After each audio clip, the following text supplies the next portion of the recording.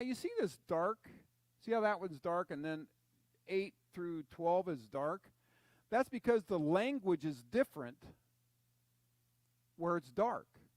In other words, where chapter 1 was written in Hebrew. Chapters 8, 9, 10, 11, and 12 were written in Hebrew.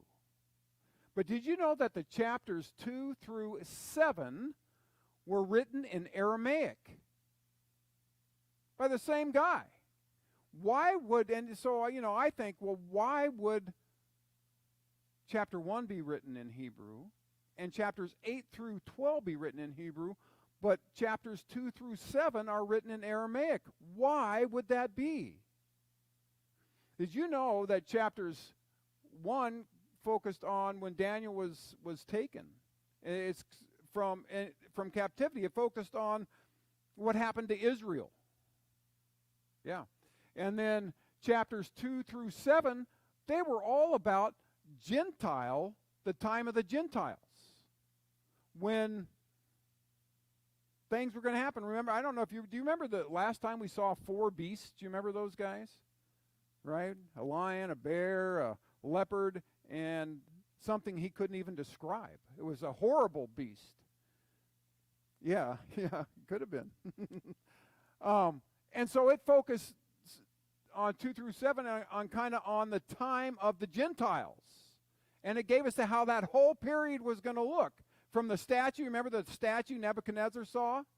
That went from the head of gold to the breast of silver and then to the bronze of the waist, and then the legs were iron. And the iron eventually was going to be mixed in with clay, and it was going to get weaker, and it was going to have 10 toes, so it was going to divide it into 10 nations. We know that was the Roman Empire was talking about, and that was the last really empire of the world before the rock came and hit the statue on the foot. You remember who the rock was and broke it into pieces? That was Jesus Christ. When he comes at the end times. And so 2, 3, 4, 5, all that has been about the time of the Gentiles, all his visions and everything that he saw. Well, today the focus goes back to Israel. And thus the language changes. Because he's going to talk about the abolition of the daily sacrifice. He's going to talk about how that goes away. Well, who had a daily sacrifice? Israel. Yeah, and he's going to talk about what's going to happen to the holy people and that kind of stuff. And so it kind of goes back to that. And thus, he starts writing in Hebrew language again. So he started in Hebrew. He went to Aramaic so that the nations could understand. And then he went back to Hebrew. So to me, it's just kind of interesting.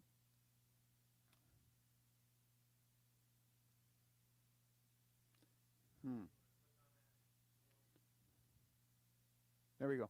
So, and here we're going to be in chapter 8, which is this one here. And today Daniel's going to have another vision. It's going to be about a ram and a goat. Interesting. A ram and a goat.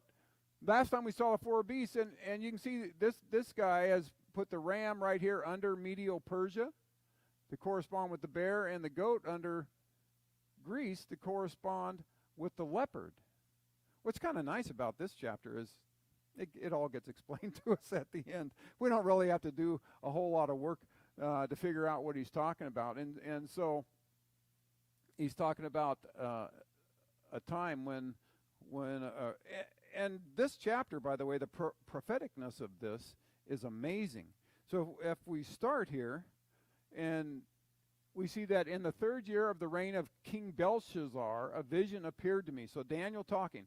In the 3rd year of the reign, do you guys remember who King Belshazzar was?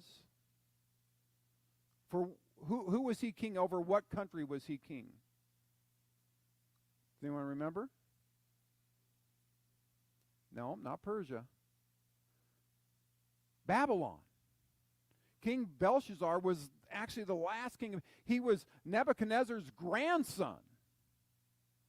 And this is in his third year. The last vision we had in chapter 7 was in the first year of King Belshazzar. This is in the third year of the reign of King Belshazzar. Did you know what year of his reign that Medo-Persia came in and conquered them? It was in the third year. So he had this vision apparently before that happened. But so it was real interesting. So he said, a vision appeared to me, unto me Daniel. So we know who the author is, don't we? It's Daniel. After that which appeared at the first. So this vision happened after that which appeared at the first, which we saw last time. But it's going to kind of correspond to it. No, chapter 7 was in the first year of the reign of King Belshazzar. Okay? This is the third year. So it's that, and he says, and I saw a vision, and it came to pass when I saw that I was, so he's in a vision. We don't know if he's in this place or not, but in the vision, it says that I was at Shushan in the palace, which is in the province of Elam, and I saw a vision, and I was by the river Ulai. So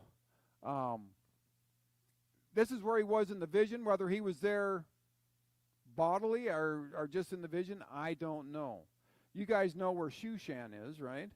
And Elam and by the river Ulai, right? Everyone knows that. Probably not. All right, so here's Jerusalem. Okay, there's Baghdad. This is where they think that Shushan was, right?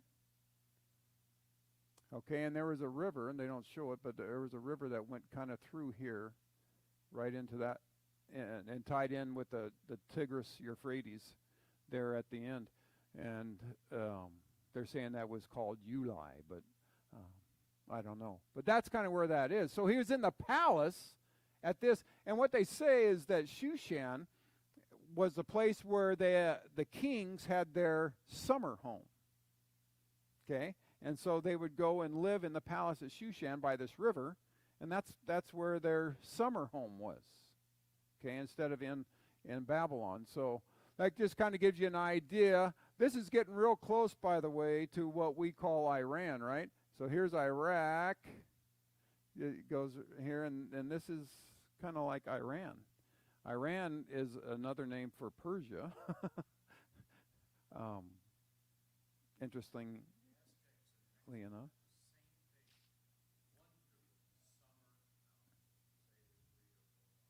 Right.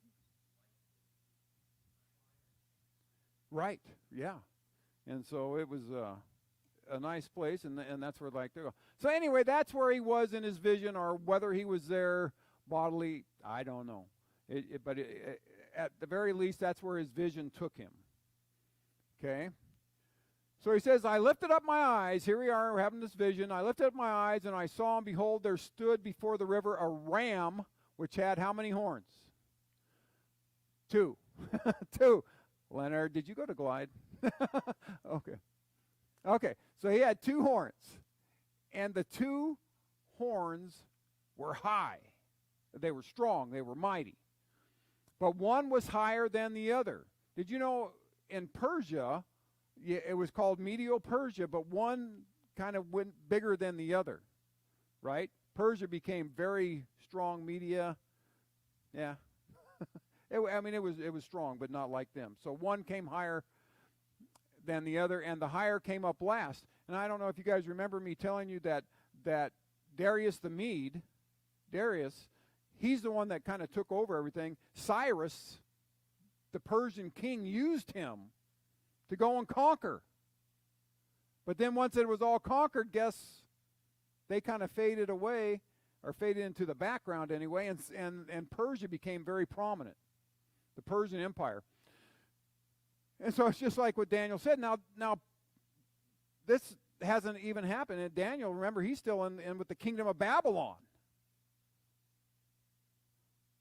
And so this is all stuff that was going to happen in the future. And it's like, well, how does Daniel know all this stuff? But it gets even more prominent in this and more exact than this. And so that's why people say, well, this wasn't written by Daniel. This was written hundreds of years later. Right? Because this gets really exact about things. Anyway, and he said, I saw the ram pushing westward, northward, and southward. Which way wasn't it pushing? East. Okay. Eastward's not in there, so that no beast might stand before him. Beasts represent nations. We've seen that all the way through here, right? We saw it last time. Empires and nations. No beast might stand before him, neither was there any that could deliver out of his hand, but he did according to his will, and he became what? Great. So he pushed westward. Greece. Greece was west. That's what they're saying. And northward. Scythians were in the north. And southward. Egypt. All big, prominent nations at that time. He pushed forward this ram. And he became great. And so we have this ram that just did whatever he wanted, right? He became great, and he did it according to his will. And that word, according to his will, in the Hebrew, it means to whatever he desired, whatever he delighted in, he did. Because he could. No one to stop him. So he said, as I was considering this ram, behold, a male goat came from the west. Who was to the west? Who did I just say? Greece. Okay, a male goat came from the west on the face of the whole earth and touched not the ground. Well, what would that mean? He was fast. It happened quick. And the goat had a notable horn between his eyes. A notable horn. So this goat has when that word notable, it means it was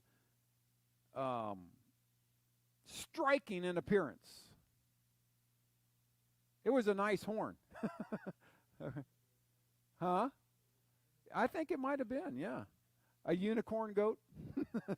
Yeah, but it was very notable horn between his eyes, and he came to the ram that had two horns, which we know is going to be Medo-Persia, and if you don't believe me, Daniel's going to tell us here in a little while anyway, so don't think that I'm real smart that I'm saying this is Medo-Persia, because he's going to say it himself here just shortly. Anyway, so he came to the ram that had two horns, which had been standing before the river, and ran at him in the fury of his power. So he ran at this goat, at this ram with his horn. The word fury is anger. The word power is force. Now, I want you to understand that Medo-Persia had been fighting against Greece and overcoming them. So no wonder Alexander's a little bit, I just said who the horn was, didn't I? Well, that horn is Alexander the Great, but which is amazing. And his armies just went through quickly and wiped out everybody. It was quite amazing. But anyway, well,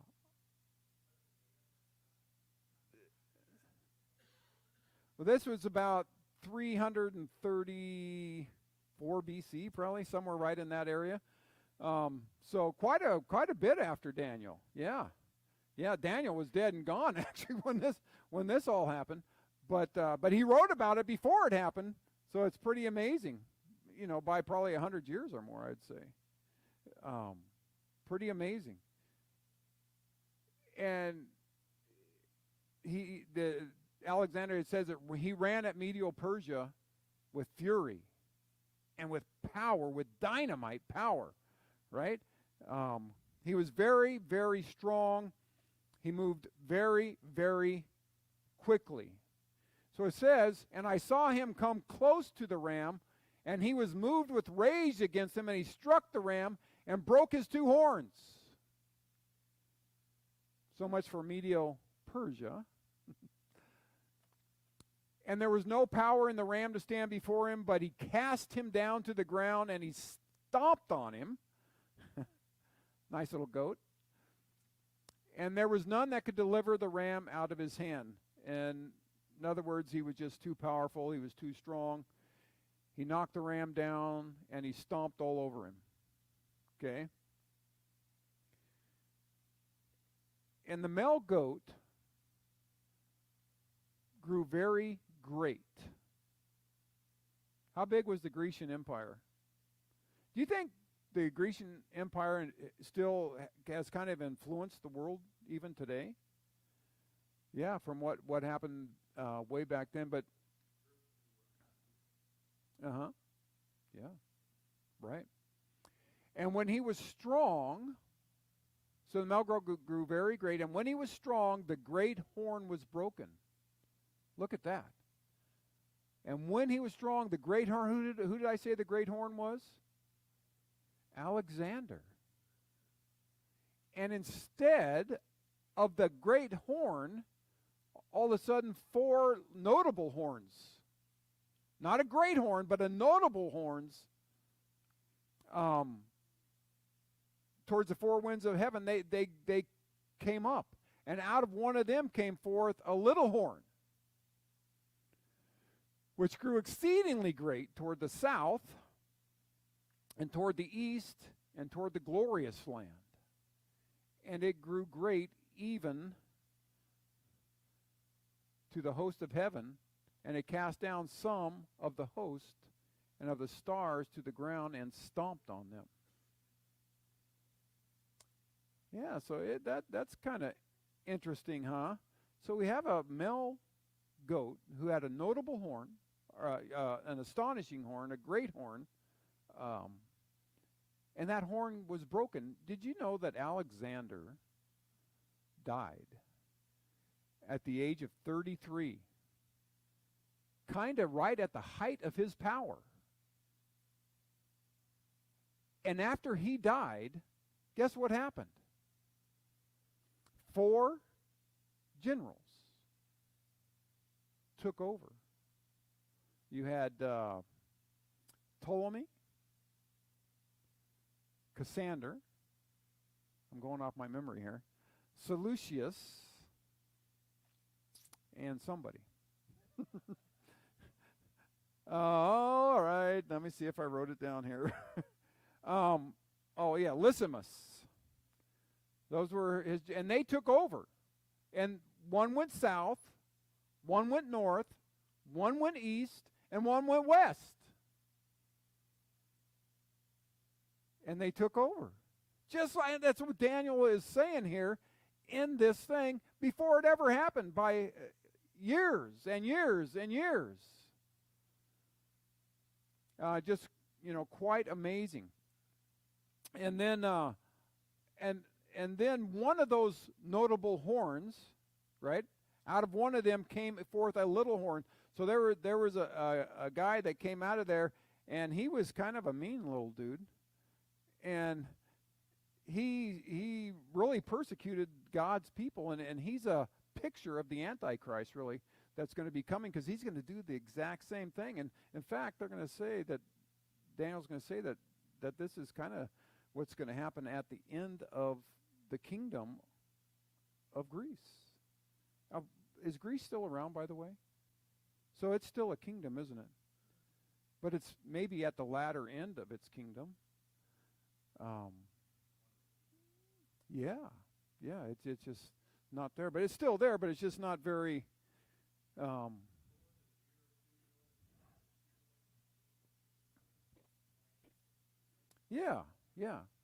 they're having a lot of trouble. So we have this little horn, and it says, yes, he magnified himself even to the Prince of Hosts, meaning that he magnified himself above God. Maybe even saying that I am God. Right? And by him, the daily sacrifice was taken away. Okay? And the place of the sanctuary was cast down. And a host was given him to oppose the daily sacrifice by reason of transgression, and it cast down the truth to the ground, and it did this and prospered. It's interesting to me that he can throw truth away and still prosper. You know, that amazed me until what's going on in the world today. And I'm like, okay, I understand this. But I want you to notice, so he took away the daily sacrifice, right? And when did that happen? When did the daily sacrifice go away? Well, 70 AD is when the final temple got destroyed, but the daily sacrifice had been gone long before that. They had yearly sacrifices still. But from what I understand and what I was reading, the daily sacrifices they didn't do. They kind of went by the wayside after this guy. And we're going to find out that it was for 2,300 days that the daily sacrifice went away. But we'll talk about that in a minute. But this guy, he cast truth to the ground. And that means he threw it out. Truth doesn't matter. Does that sound familiar at all? Amongst others. Yeah. So truth just doesn't matter anymore. The truth is what you make it and what you want it to be. If you want to say the Holocaust never happened, guess what? That's your truth, and that's fine. Cast truth to the ground. We saw it with President Trump and what he went through, where the truth was there, and they said, who cares? We see it with COVID-19. The truth is there, but they're promoting a whole different truth. They be in the world. They want you to believe their truth instead of the truth. They'll tell you what the truth is, and about the vaccines as well. They'll tell you what they want you to hear. You don't hear about the people that are being decimated by this vaccine, do you? I see it. I happen to be in the medical field, and I see it. I've had at least 3 people in the last 2 months that developed blood clots because of the COVID-19 vaccine. You didn't hear that anywhere, did you? You know how many people I saw develop blood clots before the vaccine in 25 years of practice? 0. 0. I've seen 2 people neurologically devastated by the COVID-19 vaccine. You want to know how many people I saw devastated by a vaccine before this vaccine? 0. One lady came into us, she couldn't even walk. Her head is forward now where she used to be nice and straight. She's bent over, all because of the COVID-19 vaccine. Do you hear that out there anywhere? This is just my little practice here in Roseburg, Oregon. That's a small percentage of nothing that I've seen this happen with my own eyes. But you don't hear about that from the media, do you? Because that's the truth that they want covered up. They want you to believe their truth, that you need to get this vaccine to save mankind.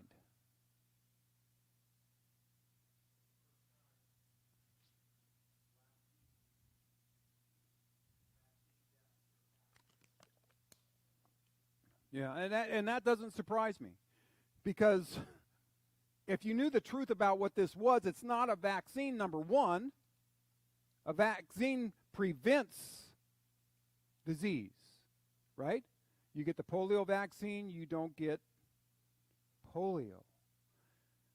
This wasn't meant to do that.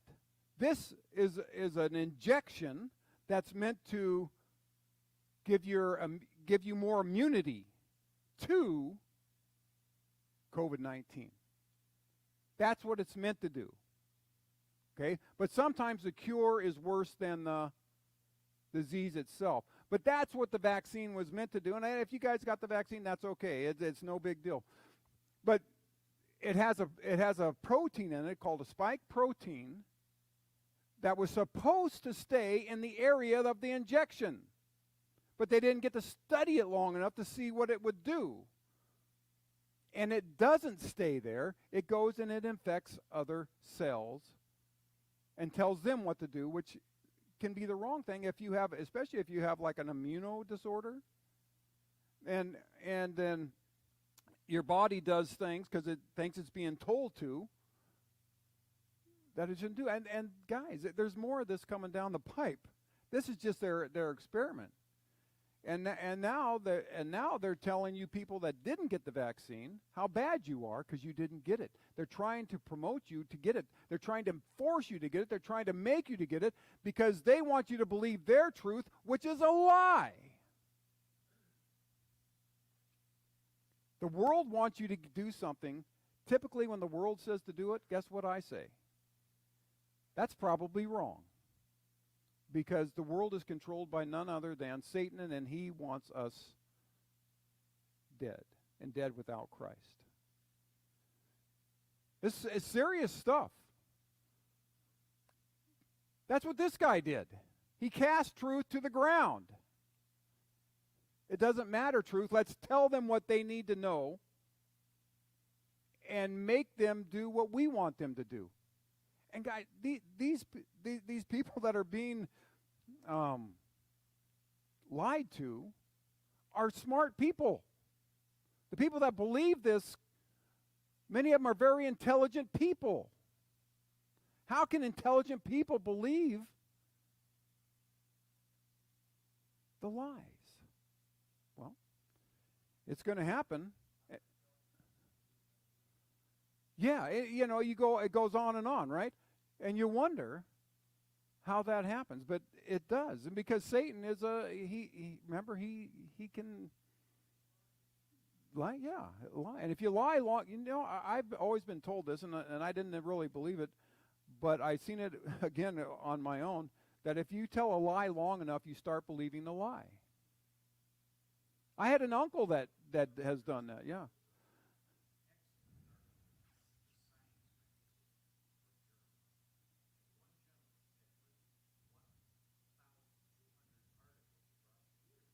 Mm-hmm.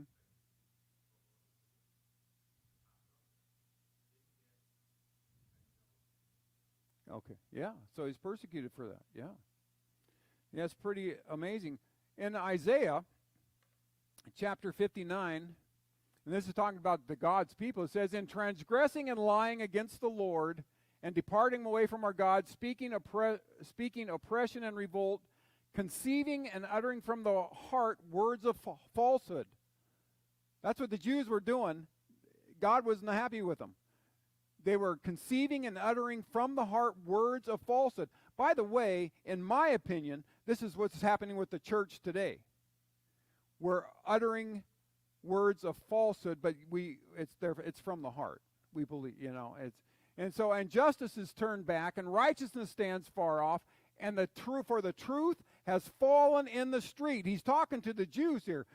His holy people, the truth has fallen in the streets. And again, I say that's what we see today in the United States, and I think in the church as well. The truth has fallen in the streets. Thus the lady saying, what is all this heretical music? Heretical music. I still can't say that word. And equity cannot enter. Yes, truth, what? Fails? Truth fails? And he that departs from evil makes himself a prey. In other words, you that want to do truth, you who depart from evil, you make yourself a prey. What's happening to people that want to stand for truth and want to stand for righteousness and want to stand for what's right? We're making ourselves targets, are we not? They're targeting us. Phil just talked about that. We have big targets on us. And he makes himself a prey, and the Lord saw it, and it displeased him that there was no justice. I used to believe in justice. I used to believe that truth was always going to win. I'm not so sure anymore. Yeah, well, that's true, right? And so it's kind of, this is talking about the rebellion of Israel. Well, what about the rebellion of the church?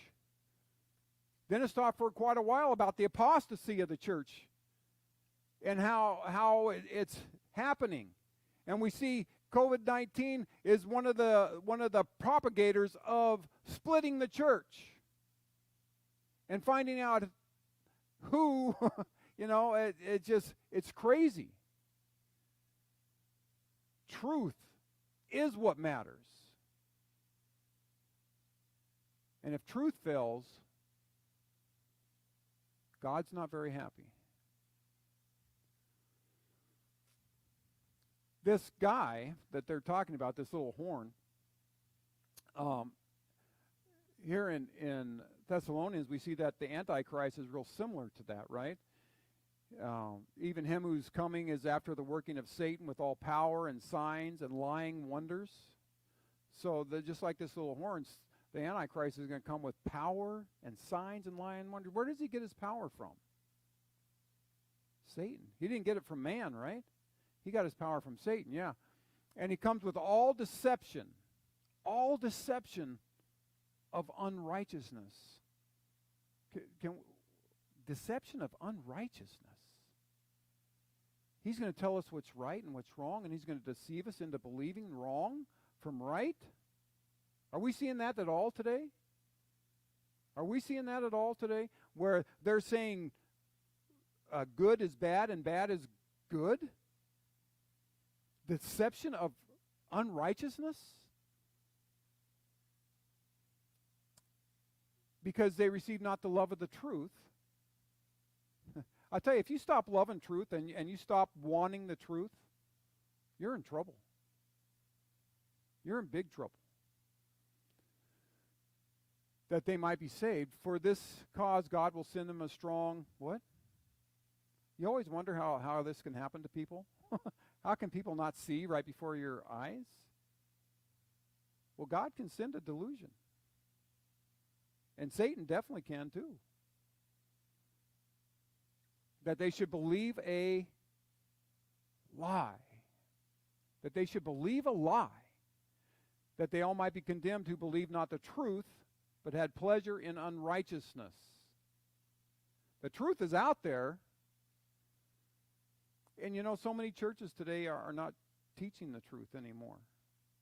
So many. About all kinds of, about abortion. About transgenderism. About homosexuality. They're saying that we have to embrace those things to continue on. No, that's a lie. That's a lie. There's just so much craziness going on out there. It's crazy. As we go on here in Daniel, it says, "Then I heard one saint speaking, and another saying," this is in the vision, remember, "said to that certain saint who spoke, how long will the vision be concerning," so they're focusing now, they want to know how long the daily sacrifice is going to be gone, right? How long will the vision be concerning the daily sacrifice and the transgression of desolation, to give both the sanctuary and the host to be trodden underfoot? And he said to me, 40 are for 2,300 days, then the sanctuary will be cleansed. Well, now that is kind of an interesting statement, right? One of the things about prophecy, especially in Daniel, is when it says days, it actually kind of means years. It tends to mean, and in a lot of prophecy, it does that. And so a lot of scholars believe that he's really talking about for 2,300 years. Now, of course, the starting date is interesting to try to figure out, well, when was the daily sacrifice abolished and how long has it been gone? Well, it's been gone. It's still gone today. Do they daily sacrifice? Do they do daily sacrifices at the temple? No. They don't. and haven't for a long time. They are, yeah. So that's kind of cool, huh? So interesting. Alexander invaded the Holy Land probably in 334 BC. I don't know that that's when the daily sacrifice was taken away or not. I think it was probably a little after that. I think he invaded it, and then after when this little horn came up, that's probably when it was taken away. But a lot of scholars take it from the time that he invaded Israel, which was 334 BC. You go 2,300 years from that, you get 1966 AD. Most of us lived through 1966 AD, and of course, the daily sacrifice isn't back, but I'm not so sure that 334 is the right date to go from. I think it was a little after that. But that's when they go to. But nevertheless, we're right in that time. That isn't that long ago. Especially when we don't know the exact start date of when that time should count down. But eventually the daily sacrifice is going to come back because the Jews' temple is going to come back, and they're preparing them now, even as we speak, to start doing that again. Just interesting numbers. It would always help if we knew right where to start the countdown from. But we don't, because no one knows the time or the hour or the day. But it's interesting to think about, because I don't, but I can just tell you what the majority of the scholars say. And but I can also tell you, being I'm on the other side of 1966, that it didn't happen then. Right? So,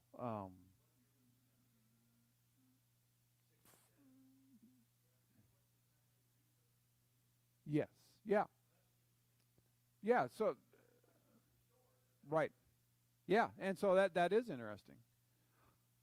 And but a lot of interesting stuff that I just wish I could tell you the answer, but then I don't want to be a false prophet. So I'm not going to, because that would make me one. But what it does tells me is we're probably in that time of the last days, the end times. Well, it says, and it came to pass when even I, Daniel, had seen the vision and sought for the meaning, then behold, there stood before me one having the appearance of a man. And I heard a man's voice between the banks of Ulai, and which called and said, Gabriel. Do we know who Gabriel is? Gabriel, make this man understand the vision. See, we didn't have to go through all this stuff that we just went through, because now it's going to tell us what the vision is. But Gabriel, and who's Gabriel? What is Gabriel's relationship to Israel? Doesn't he have a special relationship to Israel? He always seems to come and announce stuff. And what's going to, like he was announced the birth of Christ, right? Yeah. And so he's one of those big, powerful angels that announces stuff for Israel. And he's always related to Israel. Just like Michael, the archangel, is related to Israel. He's the one that fights for them. Okay? And so he said, come and tell him. So he came near to where I stood, and when he came, I was afraid. Everyone that sees angels for real, guess what they are? Yeah, they have this fear, and he fell, and he said, he fell on my face. But he said to me, understand, O son of man, that the vision is for when? The vision is for the time of the end. Talking about, especially about the sacrifice, what they're focusing on, the daily sacrifice. Now, as he was speaking with me, I was in deep sleep. He was under anesthesia. of some kind. Anyway, with my face toward the ground, but he touched me and he set me upright, and he said, Behold, I will make you know what will be in the latter end of the indignation. Well, what does that mean? The latter end of the indignation. The indignation really in the Hebrew, it means the rebellion of the Jews. It's talking about their rebellion against God. All these years that's been going on, the time of the Gentiles, has all been about the rebellion of the Jews. They're paying for it. And that's what it's all about. But at the latter end, and for the time appointed, the end will be. That's what this vision was about. It's about the time of the end, when the Antichrist is going to come out. But so anyway, you guys thinking I was so smart? Here it is. The ram you saw having two horns are the kings of. Yeah. So he tells us. And the great horn that was between, and the male goat is the king of Greece, and the great horn that is between his eyes is the first king. Who is the first king of Greece? Alexander. Go ahead and say it, Alexander. As for that horn being broken, and the four that stood up in its place, 4 kingdoms will stand up out of that nation, but not with its power. Did you know that when Alexander died, and Greece kind of lost all of its power? Not all of it, but it went way down. They no longer went out conquering like they were. It kind of was gone. That was kind of Alexander's drive and Alexander's vision. And it broke up into those 4. How would Daniel know that hundreds of years before it happened? That's amazing to me, isn't it? And in the latter time of their kingdom, in the latter time of the kingdom of Greece, their kingdom, when the transgressions have come to their fullness. In other words, when the Jews, the Israelites, have paid the price, a king of bold countenance and understanding riddles will stand up. Okay? It didn't say that this guy that stands up is from Greece. It's just going to happen in the latter end of their kingdom, right? And there's going to be some guy, some maniac, that's going to stand up, and his power will be what? Mighty, but not by his own power. Well, whose power is it going to be? Satan. Thank you. And he will destroy awesomely. He's going to destroy, and he will prosper, and he will thrive, and he will destroy the mighty and the holy people, meaning he's going to fight against the Jews. That's why this is written in Hebrew. We're getting back to that time when the Jewish people are going to be the focus, right? So the focus right now in Scripture, and we'll find this in Daniel's even going to tell us that, is on the church. But someday the church is going to be taken out of the way, and the focus is going to go back to the Jewish people, right? And that's what this little horn is all about. And we saw it in Revelation, that little horn that came out as well, and speaking these great things that he was going to do, and just blasphemous. So, and I beheld another beast coming out of the earth, and he had 2 horns like a lamb, and he spoke as a dragon, and he exercised all the power of the first beast before him, and causes the earth and them to dwell therein to worship the first beast. Whose deadly wound was healed, and he does great wonders, so that he makes fire come down from heaven and on the earth in the sight of men, and deceives them that dwell on the earth by means of those miracles which he had power to do in the sight of the beast. So I have come to the conclusion that the earth is really easy to deceive. Mankind is really easy to deceive. I really believe that. We have become, I don't know why it is. Maybe it's always been that way. But we are definitely easy to deceive, and the people that be know how to deceive us. Anyway, by means of those miracles he had power to do in the sight of the beast, saying to them that dwell on the earth that they should make an image to the beast, and that he should, and that the wound that by the sword and did live. He had a wound that was healed, but he magnifies him above God. He magnifies him as God, which is what Daniel said was going to happen with this horn. He's going to speak great, blasphemous, terrible things and magnify himself. And through his cunning, this leader, he's going to be very smart. That word cunning means intelligence. He will cause what to prosper?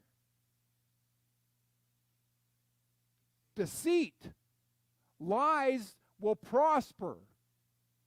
I'm like, well, gee, that's happening today.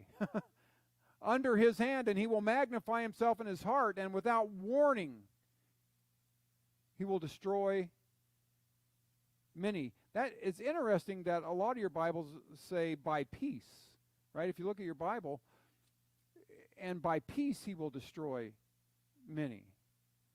And it's interesting that in the Hebrew, this word actually means security and safety, quietness. He's going to promise security and safety and quietness. I'll give you security from the horrible COVID-19 disease. Take the vaccine. Take the vaccine. And the ones who don't, we'll do something with.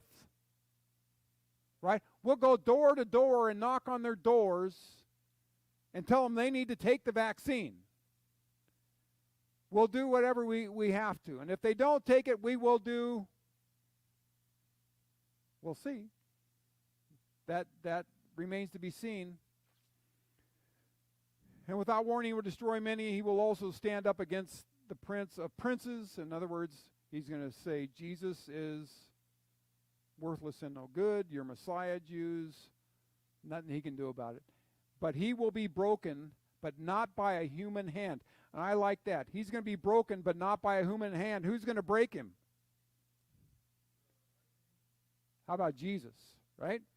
And I saw the beast and the kings of the earth and their armies gathered together to make war against him that sat on the horse and against his army. And the beast was taken. And with him, the beast, by the way, is the Antichrist. And with him the false prophet that worked miracles before him, with which he deceived them that had received the mark of the beast and them that worshipped his image. Both these were cast alive into the lake burning with fire and brimstone, and the rest were slain with the sword of him that sat on the horse. The people that came with Jesus didn't have to lift a hand. He slew them all with just a word. Think God could do that?